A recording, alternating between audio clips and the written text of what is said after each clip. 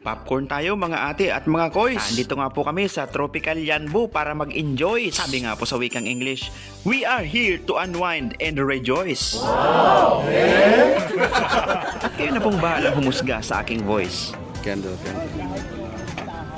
Time check, pasado alas 10 na po ng gabi, subalit napakaaga pa po ng ganitong oras dito sa Saudi. Kaya nga po kami, bahagyang nag-uumpisa pa lamang ng aming tea.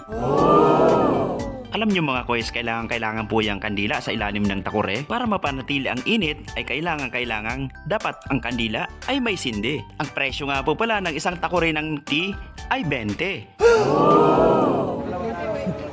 Happy birthday, Chona! Gumalaw ka eh. Ayan, tsaka. Favorite yan. Ay, ano, fishball? Ay, Ayusin mo ko yan. Adjust nila yung birthday mo. Parang nag-start po birthday mo.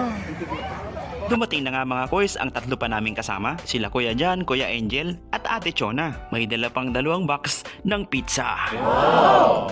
Ang plano lamang po namin ay magtsaa, ngunit mauuwi sa food trip na naman. Ang astig nga mga koys ng tinuhog na crispy fries, slice niya ay maninipis at tinuhog na parang barbecue design. At dahil wala nga nitong mga koys sa bundok, kaya hindi ko alam kung paano hahawakan. Teka, dali na yan.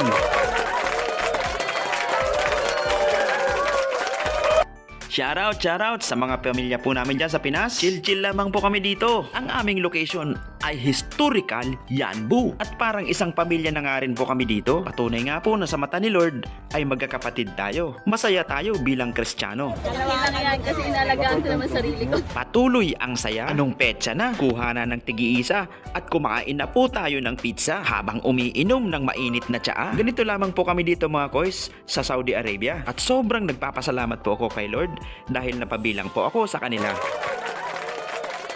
Saan ka? Sa gitna oh. Wala nang naman pizza.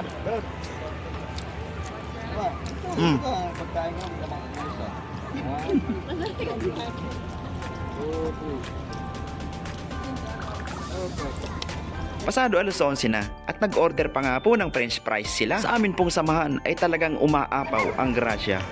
Pasko na dito ba? Pasko na Christmas light. 12:30 midnight na nga mga koys no maghiwa-hiwalay kami. Masaya ang lahat, bawat kuya at bawat ate. Sobrang nagpapasalamat kami kay Lord dahil sa bawat oras ay ginagabayan niya kami.